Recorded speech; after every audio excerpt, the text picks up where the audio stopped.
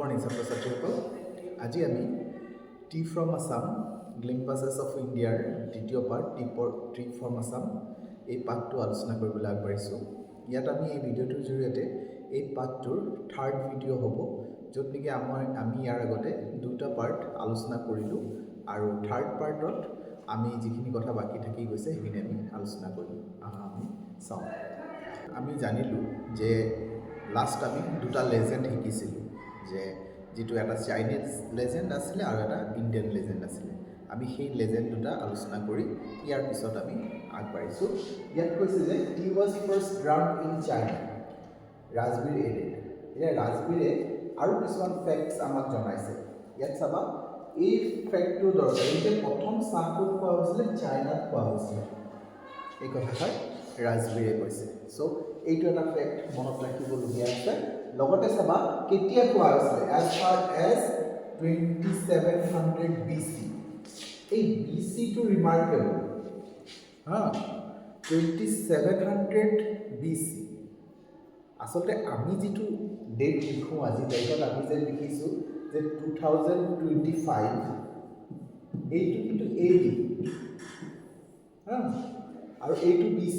ইয়াৰ counting একেই নহয়। তাৰমানে কথাটো বুজিছা নাই? আমাৰ মানে ভুল কনচেপ্ট এটা কি থাকিব পাৰে, 2700 BC মানে আমি কি কৰিম, যদি আমাক কয় যে কিমান বছৰ আগৰ কথা, তেতিয়া আমি কি কৰিম, 2025 পৰা আমি কি কৰিম, 2700 বিয়োগ কৰিবলৈ যাম। নিমিলিব আমাৰ কথাটো। কাৰণ 2700 কেনেকৈ, এতিয়া 2500 চলিহে আছে আৰু 2000 চলিহে আছে। 2025 এইটো 2700 দিছে, কিন্তু লক্ষ্য কৰিব 2700 BC। BCৰ কনচেপ্টটো কেনেকৈ, বিফৰ খ্ৰাইষ্ট। আৰু এইটো হৈছে যীশুখ্ৰীষ্টৰ আফটাৰ ডেথ। যীশুখ্ৰীষ্টৰ মানে সময়ৰ গণনা তেনেকৈ কৰা হয়। যীশুখ্ৰীষ্টৰ জন্ম হোৱাৰ পিছৰ পৰা, মানে মৃত্যু হোৱাৰ পিছৰ পৰা টাইমটো কাউণ্ট কৰা হয়।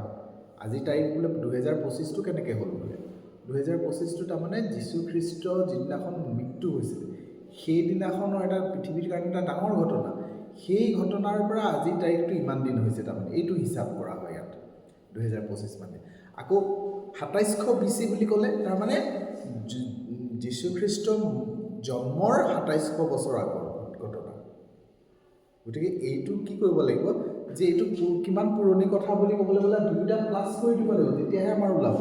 তাতে আকৌ মাজতে হেৰিও প্লাছ কৰিব লাগিব, যীশুখ্ৰীষ্ট যিমান দিন জন্ম হ'ল মানে জীয়াই আছিলে সেইটোও যোগ কৰিব, তেতিয়া সিমান দিন পুৰণি কথা ওলাব। কথাটো বুজিছা নাই?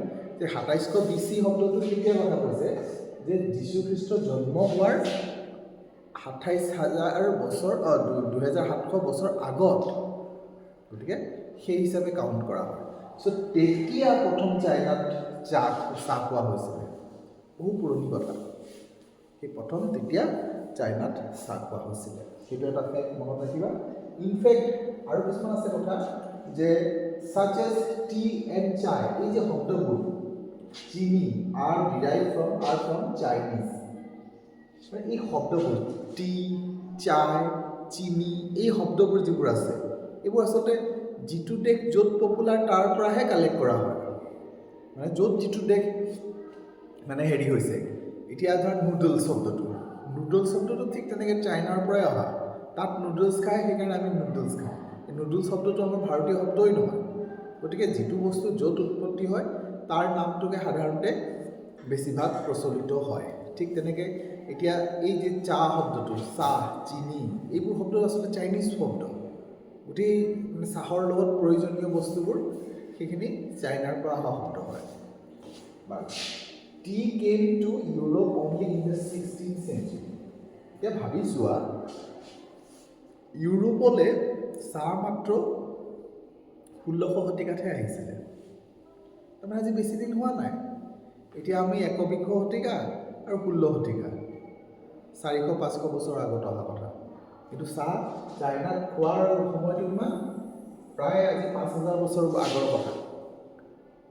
5000 বছৰ আগতে চাহ খোৱা হৈছিলে চাইনাত। কিন্তু আমাৰ ইয়ালৈ অহা মাত্ৰ 500 বছৰমানহে হৈছে, ইউৰোপলৈ অহা। চ' 16th centuryত আহিছিলে, and was drunk more as medicine। আৰু আৰু এটা কথা হৈছে যেতিয়া সেই 500 বছৰমান আগতে 16 শতিকাত যে আমাৰ ভাৰতলৈ ইউৰোপলৈ যেতিয়া আহিছিলে, ইউৰোপত আহোঁতে কি হৈছিলে, সেইটো বস্তু বেছিকৈ মানে ঔষধ হিচাপেহে ব্যৱহাৰ কৰা হৈছিলে। চাহটো তাৰমানে মেডিচিন হিচাপেহে ইউজ কৰা হৈছিলে। আমি এতিয়া কেনেকৈ ব্যৱহাৰ কৰিছোঁ, বেভাৰেজৰ দৰে আমি ব্যৱহাৰ কৰি আছোঁ। বেভাৰেজ মানে কি হৈছে, তোমাৰ যিটো বস্তু মানে ড্ৰিংক, ৰিফ্ৰেছিং ড্ৰিংক যিটো কয়, খালে মানে ৰিফ্ৰেছ ফিল কৰে, তেনেকুৱা যিটো ড্ৰিংক আমি খাওঁ সেইটো বেভাৰেজ বুলি কয়। আজিৰ তাৰিখত আমি বেভাৰেজ হিচাপে খাই আছোঁ ৰিফ্ৰেছাৰ ড্ৰিংক, মানে খালে মনটো সতেজ হৈ যায়, ব্ৰেইনটো ক্লিন যেন বা ফ্ৰেছ ফিল কৰোঁ আৰু বডি মাইণ্ড ফ্ৰেছ ফিল কৰোঁ, সেইটোকে বেভাৰেজ বুলি কয়। কিন্তু আগতে তেনেকৈ নাছিলে, যেতিয়া আহিছিলে তেতিয়া সেইটো সময় চাহ হিচাপে তেনেকৈ খোৱা নহৈছিলে, তেতিয়া ঔষধ হিচাপেহে বেছিকৈ ব্যৱহাৰ কৰা হৈছিলে। আগবাঢ়িছোঁ। তাৰপিছত ট্ৰেইন ক্লেটাৰ ইনটু মৰিয়ানী জাংচন, তাৰপৰা গৈ পেলাই ট্ৰেইনটো গৈ পেলাই মৰিয়ানী জাংচন গৈ পালে the boys collected their luggage, মানে ল'ৰাবোৰে তেওঁলোকৰ লাগেজবোৰ কালেক্ট কৰিলে। তাৰমানে আমি কি বুজিছোঁ, তেওঁলোকে মৰিয়ানী ষ্টেচনত নামিছে, লাগেজ কৰিছে and push their way to the crowded platform. তাৰপিছত তেওঁলোকে সেই ভিৰৰ মাজেৰে খুব ক্ৰাউডেড প্লেটফৰ্মতে তেওঁলোকে ৰাস্তা উলিয়াই পেলাই প্লেটফৰ্মলৈ গ'ল। তাৰপিছত তাতে কি হ'ল, প্ৰাঞ্জল পেৰেণ্টছ ৱেৰ ৱেইটিং ফৰ দেম।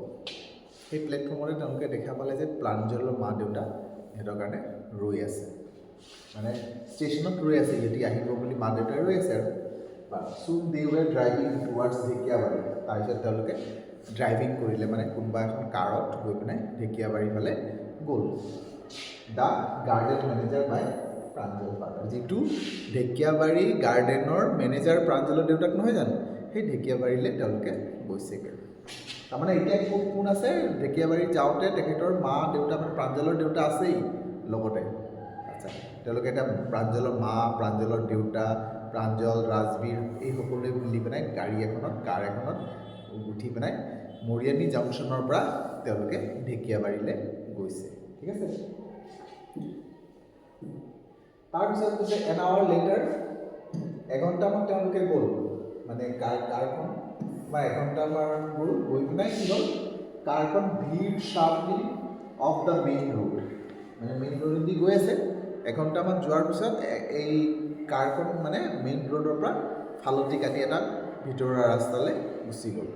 আচ্ছা হা, দে ক্ৰছ এ কেটল ব্ৰিজ, তেওঁলোকে এটা কেটল ব্ৰিজ, মানে দলং এখন, কাঠৰ দলং যিটো কয় সেইটো কেটল ব্ৰিজ কয়। তেওঁলোকে কাঠৰ দলং এটা পাৰ হোৱাৰ পিছত এণ্টাৰ ঢেকীয়াবাৰী টি ষ্টেট। তাৰপিছত তেওঁলোকে গৈ পিনে ঢেকীয়াবাৰী টি ষ্টেট পাই গ'ল। এই কথাটো লক্ষ্য ৰাখিবা, ঢেকীয়াবাৰী টি ষ্টেট, প্ৰাঞ্জলৰ দেউতাক হৈছে manager of the Dhekiabari tea state.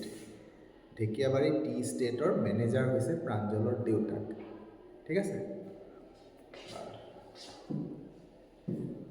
আগবাঢ়িছোঁ। এতিয়া এই যে আমাৰ যিটো পঢ়িম, ইয়াত আমাৰ যিটো মেইন বিষয়টো আছে, এই ঢেকীয়াবাৰী টি গাৰ্ডেনটোৰ এটা বৰ্ণনা আছে, চমু বৰ্ণনা। তোমালোকে কথাটো তেনেকৈ প্ৰিপেয়াৰ কৰিবা, শিকিবলৈ চেষ্টা কৰিবা, জানিবলৈ কথা কৰিবা। এতিয়া এই ঢেকীয়াবাৰী যিটো আছে সেইটোতনো কেনেকুৱা ধৰণৰ পৰিৱেশ, সেইটো অলপ আলোচনা কৰিছে। তোমালোকে চাবা, on both side of the gravel road, এই যিটো গ্ৰেভেল ৰোড আছে, ৰাস্তা যিটো আছে, এই ৰাস্তাটোৰ দুয়োটা ছাইডতে তেওঁলোকে যিটো ভিতৰুৱা হুলমূলীয়া ৰাস্তা যিটো গৈছে, সেই ৰাস্তাৰ দুয়োটা ছাইডে একাৰ অপন একাৰ, একৰটো হৈছে কি, মাটিৰ জোখ, 1 একৰ মাটি, 2 একৰ মাটি, তেনেকৈ একৰ বুলি কয়। তাৰমানে বহু মাটি, মানে একৰ আপন একৰ, বহু একৰ মাটি কি হৈছে, টি বুছেছ, মানে চাহ গছ দুয়োটা ছাইডে। মানে তেওঁলোকে যিটো ৰাস্তাতে গৈছে, সেই ৰাস্তাটো মানে অলৰেডি তেওঁলোকে ঢেকীয়াবাৰী টি গাৰ্ডেনত প্ৰৱেশ কৰিলে, আৰু ঢেকীয়াবাৰীৰ দুয়োটা ছাইডে একৰ আপন একৰ তোমাৰ মানে হেৰি কি কয়, চাহ গছ, all neatly pruned to the same height, মানে চাহ গছবোৰ খুব ধুনীয়াকৈ প্ৰ'ন কৰা আছে।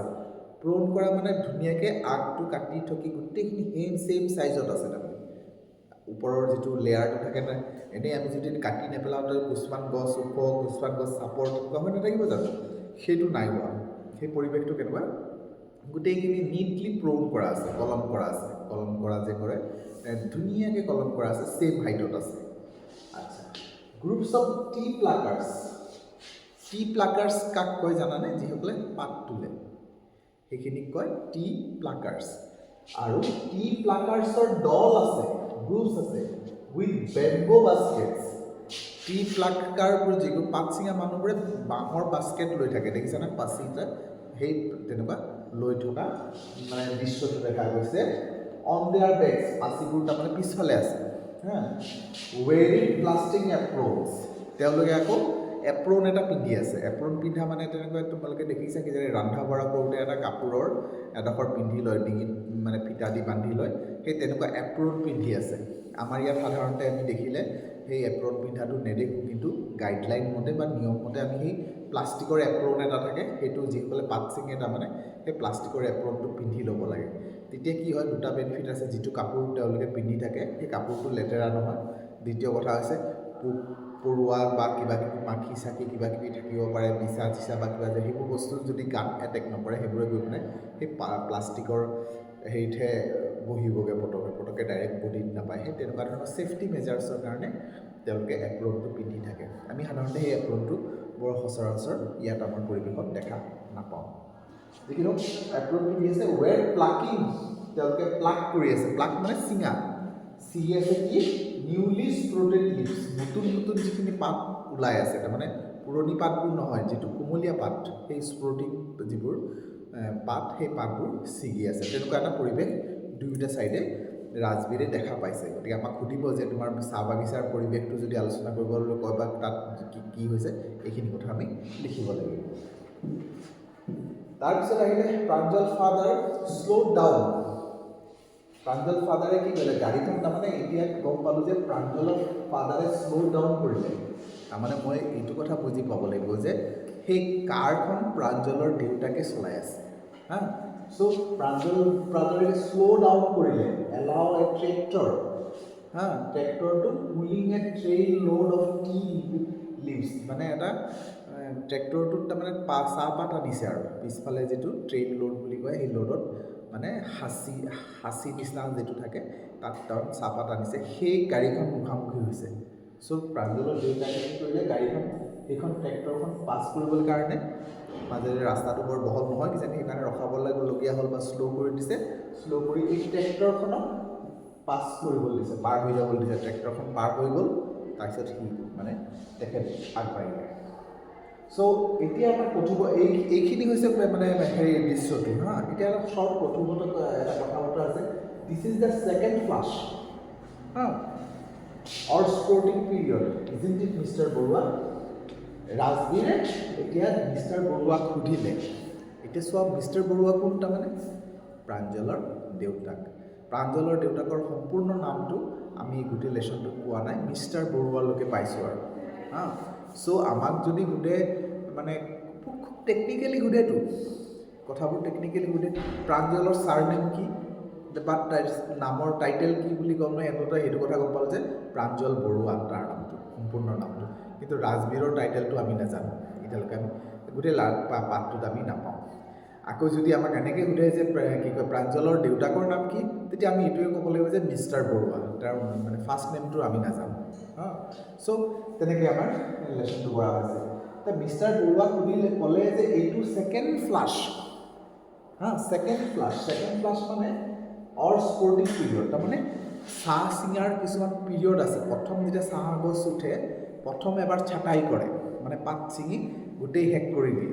তাৰপিছত আকৌ এবাৰ পাত ছিঙে বছৰটোত। তাৰমানে বছৰটোত যেতিয়া দ্বিতীয়বাৰ একেখিনি গছৰ পৰা পাত ছিঙে, তেতিয়া সেইটোক ছেকেণ্ড স্প্ৰটিং বা ছেকেণ্ড ফ্লাছ বুলি কয়। এই কথাটো আমি নাজানো আচলতে। এই ৰাজবীৰে কিন্তু জানে, দিল্লীত থাকিও সি মানে বহুত অধ্যয়ন কৰিছে, সেইকাৰণে ৰাজবীৰে তাৰ দেউতাক সুধিছে এইটো দ্বিতীয় ফ্লাছিং টাইম নহয় জানো? তেনেকৈ সুধিলে। সি লগতে এই কথাটো, it last from May' to July. সি কৈছে ছেকেণ্ড স্পৰ্টিং পিৰিয়ডটো মে' মাহৰ পৰা জুলাই মাহলৈকে থাকে। তাৰমানে মে' মাহত ছেকেণ্ড স্পৰ্টিংটো হয়, মে' জুন জুলাইলৈকে 3 মাহ ছেকেণ্ড স্পৰ্টিংটো চলে, মানে দ্বিতীয়বাৰ ছিঙে পাত, মানে বছৰটোত দ্বিতীয়বাৰ পাত ছিঙে, আৰু যিটো নেকি মে' মাহৰ পৰা জুলাই মাহলৈকে চলে। তো তোমালোকে সেইটোও জানিব লাগিব যে ছেকেণ্ড স্পৰ্টিং পিৰিয়ডটো কি মাহৰ পৰা কিমান দিনলৈকে চলে।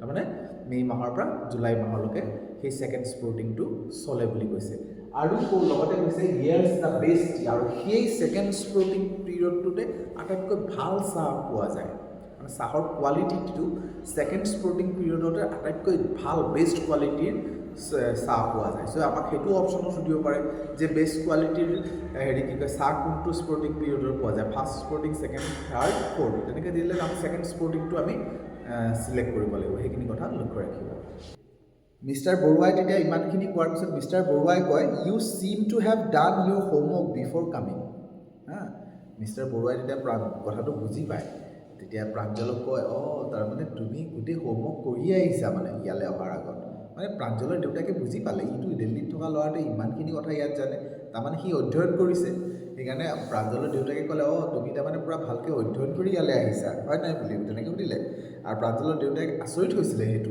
হেৰিলৈকে সেইটো কাৰণে কৈছে প্ৰাঞ্জলছ ফাদাৰ ছেড ইন ছাৰপ্ৰাইজ আচৰিত হৈ পিনে কথাটো কৈছে য়েছ মিষ্টাৰ বৰুৱা প্ৰাঞ্জলে তেতিয়া কৈছে হয় মিষ্টাৰ বৰুৱা ৰাজবীৰে কথাটো স্বীকাৰ কৰিছে বাট আই হোপ টু লাৰ্ণ মাছ মোৰ ৱাইল আই এম হিয়াৰ লগতে এই কথাটো কৈছে কিন্তু মই আৰু বহু কথা শিকিব বিচাৰোঁ যেতিয়া মই ইয়াত আছোঁ তাৰমানে সি সিমানখিনি কথা জানে যদিও ইয়াত থকাকালীন অৱস্থাত প্ৰাঞ্জলৰ দেউতাকৰ পৰা আৰু বহু কথা তেখেত শিকিব বিচাৰে চ' লাষ্ট কথাটো আমি কি বুজি পালোঁ আমাৰ শিকাৰ আমি য'ত যি সুবিধা পাওঁ আমি দেখি লৈ জানি লৈ আমি শিকিব লাগে আমি বাগানৰ মাজতো থাকিব পাৰোঁ কিন্তু বাগানৰ বহুত কথা নাজানিব পাৰোঁ এতিয়া আমি এই কথাটো বাগানৰ মাজত থাকিও ছেকেণ্ড স্পৰ্টিং পিৰিয়ডৰ কথা আমি নাজানিছিলোঁ গতিকে আমি সেইবোৰ কথা আমি শিকিলেহে পাম অধ্যয়ন কৰিলে পাম বা আমি সেইটো আমাৰ মনত সেই কিউৰিঅচিটি থাকিব লাগিব যিমান জানিম যিমান শিকিম সিমানেই আমাৰ লাভ হ'ব আৰু সেইবোৰ আমাৰ ভৱিষ্যতে আমাৰ যিবোৰ এক্সপিৰিয়েঞ্চ হয় সেই অভিজ্ঞতাবোৰ আমাৰ কামত আহে চ' আজিলৈ আমি ইয়াতে ভিডিঅ'টো সামৰিছোঁ